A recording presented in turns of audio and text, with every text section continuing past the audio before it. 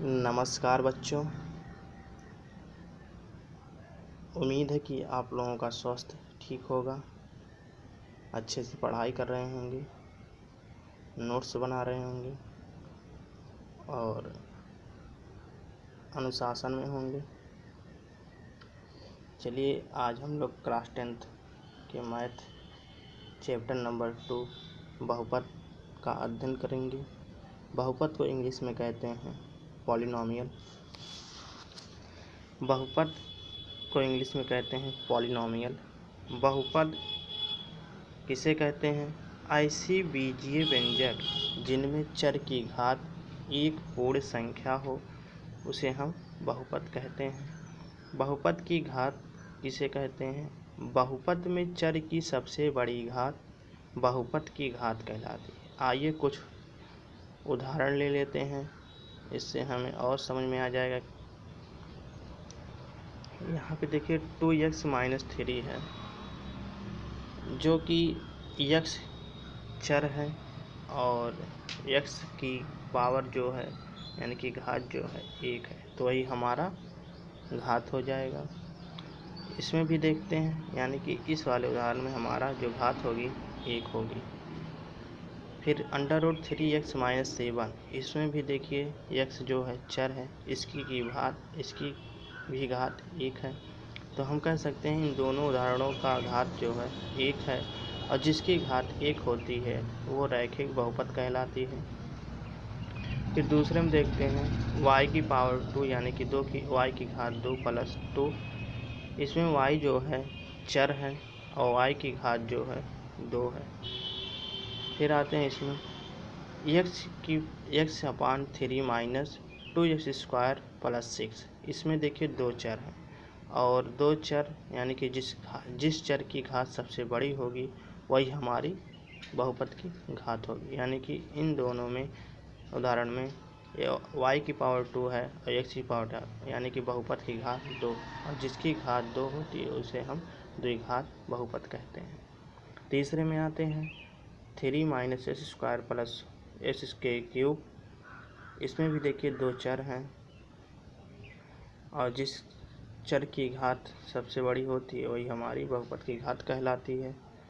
यानी कि इसमें 3 है और x³ - 2, इसमें भी हमारा 3 होगा। यानी कि जिस बहुपद की घात 3 है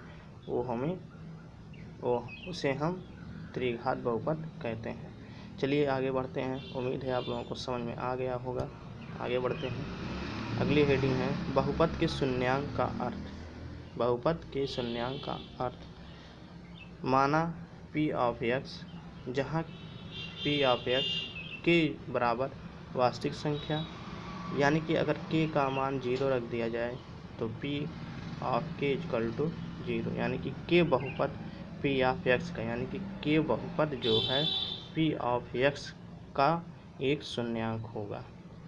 आइए इस एक उदाहरण ले लेते हैं। इसमें उदाहरण नंबर देखिए यहाँ पे है p(x), ये हमारा एक बहुपद है x⁴ - 3x और -4। इसमें सबसे बड़ी घात क्या है? 2, यानी कि बहुपद की घात 2 है। अब इसको हम शून्यांक प्रूव करने के लिए हम x में कुछ वैल्यू पुट करेंगे जो हमारा 0 आए। x बराबर अगर 4 रखने पर तो p(x) बराबर s², यानी कि 4k² माइनस x के स्थान 3 गुणे 4 - 4, तो 4 का स्क्वायर 16 माइनस 3 चौक 12 हो जाएगा -4, तो 16 ऐसे रहेगा। -12 - 4 तो -16, प्लस माइनस है तो कट जाएंगे, तो p(4) बराबर 0। ठीक, अब एक बार x बराबर -1 रख लेते हैं। रखने पर तो p(-1) बराबर -1 की पावर 1 -1 की पावर 2 -3 ब्रैकेट में -1 -4, तो -1 के स्क्वायर जो होता है वो +1 हो जाएगा और माइनस माइनस में जब गुणा होता है तो प्लस हो जाता है, तो यानी कि 3 हो जाएगा और -4 बचा, तो 3 + 3 + 1 4 और -4 4, तो 4 प्लस माइनस कट जाएंगे तो हमारा 0, यानी कि P ऑफ -1 बराबर 0। यानी कि हम कह सकते हैं P ऑफ 4 बराबर 0 और P ऑफ -1 बराबर 0 जो है वो बहुपद x² - 3x - 4 के शून्यांक है। अतः हम कह सकते हैं कि x और -1 x² - 3x - 4 के शून्यांक है। ठीक, आते हैं, चलिए आगे दूसरे हेडिंग पे आते हैं, रैखिक बहुपदों के शून्यांक। ठीक, रैखिक आपको बताया गया जिसकी घात 1 होती है वही हमारा रैखिक बहुपद कहलाता है। तो हम एक समीकरण मान लेते हैं P ऑफ x बराबर 2x + 3। माना कि एक बहुपद है जो P ऑफ x का शून्यांक, अभी आगे आपको बताया गया। तो P ऑफ k = 0, यानी कि जो ये हमारा बहुपद दिया गया हम इसको पूरा 0 मानेंगे तो x के स्थान पे k हो जाएगा। तो 2k + 3 बराबर 0, यानी कि k बराबर ये, इसे हम लिख सकते हैं 2k बराबर -3 और k बराबर हो जाएगा -3/2। ठीक, चलिए आगे बढ़ते हैं। इसका अभीष्ट समीकरण जो हम मैथमेटिक्स में देखते हैं, तो अभीष्ट समीकरण इसका हो गया P of x = ax + b। तो हम P ऑफ x का शून्यांक जो होगा -b/a। ठीक, ये हमारा रैखिक बहुपदों के शून्यांक। ठीक, अब अगला हेडिंग देखते हैं। उम्मीद है समझ में आ रहा है, अगर नहीं समझ में आ रहा तो आप लोग एक बार फिर से वीडियो को देख लीजिएगा, तब समझ में आ जाएगा। बहुपद के शून्यांकों का ज्यामितीय अर्थ। बहुपद के शून्यांकों का ज्यामितीय, इसमें हम पहले आपको एक समीकरण मिलेगा, समीकरण में आप उसको ग्राफ बनाएंगे, ग्राफ से हम उसमें समझेंगे कि x अक्ष पे शून्यांकों की संख्या कितनी है। ठीक, इतना हम प्रोसेस करेंगे और इसमें ग्राफ की भी ज़रूरत पड़ेगी। आप लोग ग्राफ खरीद लीजिए या आप कॉपी में बना लीजिए। चलिए देखते हैं, कुछ एग्जाम्पल हैं। पहले एक रैखिक बहुपद लेंगे जो हमारा क्या, ax + b, जो अभी ऊपर आपको बताया गया, जो a ≠ 0 पर विचार करते हैं, यानी कि a का मान 0 नहीं होता है।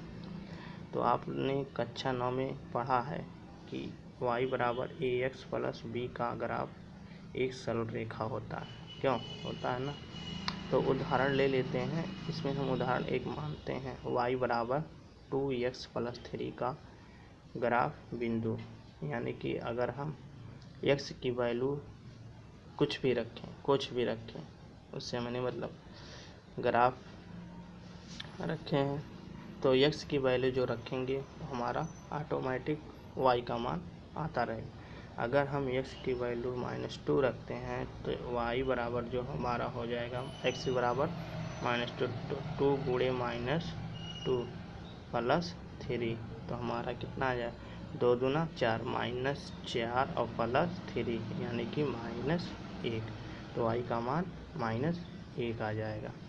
इसी प्रकार अगर हम x का मान 2 रखते हैं तो y बराबर हमारा आ जाएगा 2 × 2 + 3 यानी कि 4 + 3, यानी कि y का मान 7 हो जाता है। तो हम देखते हैं कि ये हमारा x अक्ष है और ये y अक्ष है, और जो ऊपर की ओर है वो हमारा 1 2 3 पॉजिटिव में है और नीचे की तरफ नेगेटिव में है। और इधर 0 के बाद आपको बताया गया है पूर्णांक संख्या, उसमें आपको बताया गया था कि 0 के बाद जो होता है वो प्लस होता है और 0 के पहले जो होता है वो नेगेटिव मान होते हैं। तो ग्राफ हमारा यही बनेगा।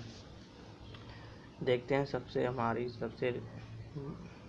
y का मान 7 है, तो 7 तक हम y को ले जाएंगे और x को हम 2 तक ले जाएंगे, या हम बढ़ा भी सकते हैं, -4 तक ले सकते हैं। तो आकृति में हम देखते हैं 1.2.1 से आप देख सकते हैं कि y बराबर 3x प्लस y बराबर 2x प्लस 3 का ग्राफ जो है x अक्ष को x बराबर -1 और x बराबर -2 के बीचों बीच, यानी कि यहाँ पे x -2 और x -1, यानी कि x का मान जो है -2 और -1 है, तो बीचों बीच अर्थात बिंदु जो है 3-3/2 0 पर प्रतिच्छेद करता है। आप यह भी जानते हैं कि जो 2x प्लस 3 का शून्यांक है वो -3/2 है। ठीक, अभी आपको बताया गया था ax प्लस b के फार्मूले से, तो उसमें आपको बताया गया था b/a। ठीक, ये हमारा शून्यांक है इस बहुपद का। अतः बहुपद 2x प्लस 3 का शून्यांक उस बिंदु का x निर्देशांक है जहाँ y बराबर 2x प्लस 3 का ग्राफ x अक्ष को प्रतिच्छेद करता है। यानी कि देखिए ये यहाँ पे हमारा x का मान 2 है और y का मान 7 है। ठीक, 7 पे यहाँ पे गया और यहाँ पे 2 पे गया, तो हमारा ये बना क्या, यह 2,7, और इधर जो बनेगा -2 है, यहाँ पे -2 और -1, ये हमारा x का ग्राफ बनेगा x अक्ष पे। ठीक, हम व्यापक रूप से कह सकते हैं कि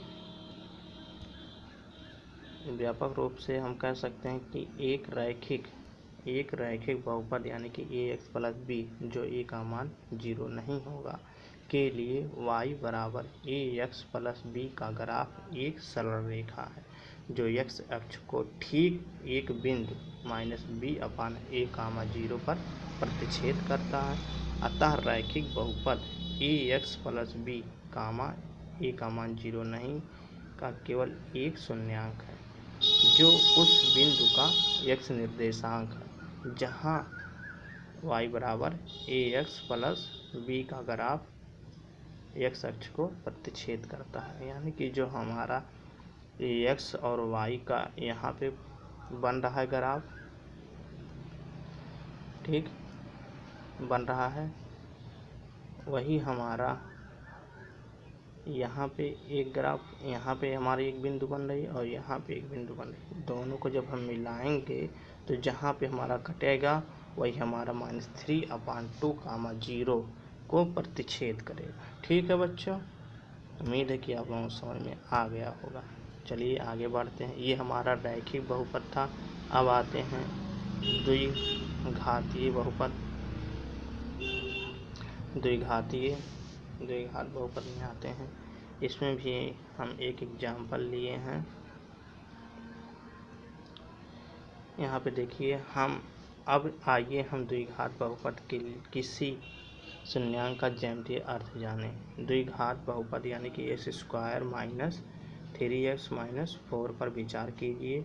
आइए देखें कि y बराबर x² - 3x - 4 का ग्राफ किस प्रकार बनता है। अतः यहाँ पे नोट है, द्विघात और त्रिघात बहुपद के ग्राफ खींचना विद्यार्थियों के लिए अपेक्षित नहीं है और ना ही उनका मूल्यांकन से संबंध। ठीक है बच्चों, अब आगे देखते हैं। इसमें भी वही प्रक्रिया करेंगे जो रैखिक में किए थे। इसमें भी x का मान जो रखेंगे हमारा y का मान आता रहेगा। इसमें देखिए x का मान -2 रखा गया है, तो हमारा जो एग्जाम्पल था x² - 3x - 4। ठीक, इस पर हम x का मान -2 रखेंगे तो 4 ये हो जाएगा, माइनस ये हो जाएगा हमारा 3 दूना 6 प्लस 6 हो जाएगा और -4 यानी कि 10 - 4 यानी कि +6, y का मान 6 आ जाएगा। इसी प्रकार -1 रखेंगे तो हमारा y का मान 0 आएगा। अब चलिए देखते हैं, यदि हम उपर्युक्त बिंदुओं को इस ग्राफ पेपर पर अंकित करें और ग्राफ खींचें तो हमारा आंकित 2.2 में दिए गए जैसा दिखेगा। अगर हम ग्राफ बनाते हैं तो हमारा ग्राफ ऐसा दिखेगा। ठीक है, हमारा ग्राफ ऐसा दिखेगा। पहले हम -2 रखेंगे। हमने -2 x अक्ष पे लिया और y अक्ष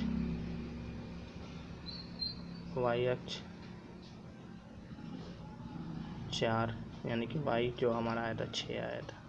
तो हमारा यहाँ पे बना -1, -0, फिर बना है -2, -6 यानी कि हमारा 2 बार x अक्ष जो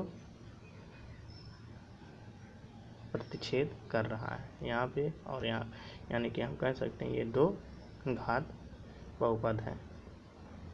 वास्तव में किसी द्विघात बहुपद ax² + bx + c यानी कि a का मान भी 0 नहीं होना चाहिए के लिए संगत समीकरण y = ax² + bx + c के ग्राफ का आकार या तो ऊपर की ओर खुला इस आकृति का बनेगा अथवा नीचे की ओर खुला कि इस तरह बनेगा। ठीक है, जो इस पर निर्भर करेगा जो a का मान 0 से बड़ा है और a का मान 0 से छोटा है। इन वक्रों को परवलय, इस वक्र को हम कहते हैं परवलया यानी कि पैराबोला कहते हैं। ठीक है बच्चों, आगे बढ़ते हैं। आप देख सकते हैं कि द्विघात बहुपद के शून्यांक -1 तथा 4, अभी आपको एक उदाहरण ऊपर बताया गया था -1 और 4, इस पर भी ध्यान दीजिए। इस पर भी ध्यान देना है जो हमने अभी आपको एक पिछला इस एग्जाम्पल पे भी ध्यान देना है। इस एग्जाम्पल पे जो बताया गया था वही फॉलो हुआ है, वही हमने एग्जाम्पल ही लिया है। ये वाला -4 और -1 जो x² - 3x - 4 के शून्यांक। ठीक है, चलिए अब आगे बढ़ते हैं। जहाँ y बराबर x² - 3x - 4 का ग्राफ x अक्ष को प्रतिच्छेद करता है। इस प्रकार द्विघात बहुपद x² - 3x - 4 के शून्यांक उन बिंदुओं को x निर्देशांक हैं जहाँ y बराबर x² - 3x - 4 का ग्राफ x अक्ष पे प्रतिच्छेद करता है। यानी कि एक प्रतिच्छेद यहाँ पे किया था और एक यहाँ पे किया था। ठीक है, तो यह तथ्य सभी द्विघात बहुपद के लिए सत्य है, अर्थात द्विघात x² + bx + c a बराबर ≠ यानी कि a का मान 0 नहीं होना चाहिए। शून्यांक उन बिंदुओं के x निर्देशांक हैं जहां y बराबर x² + bx + c को निरूपित करने वाला परवलया x अक्ष को प्रतिच्छेद करता है। ठीक है, आप लोगों को समझ में आ गया होगा, उम्मीद है।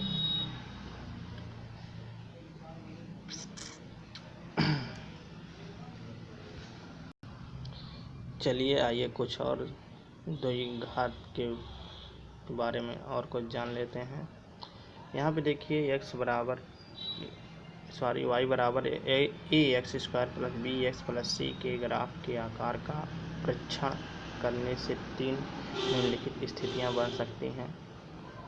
पहली स्थिति है, यह ग्राफ x अक्ष को 2 भिन्न बिंदुओं a और a' पर आपको बताया गया था। या तो a का मान अगर 0 से बड़ा होता है तो उसका ग्राफ इस तरफ बनेगा, और अगर a का मान 0 से छोटा होता है तो इस स्थिति में बनेगा।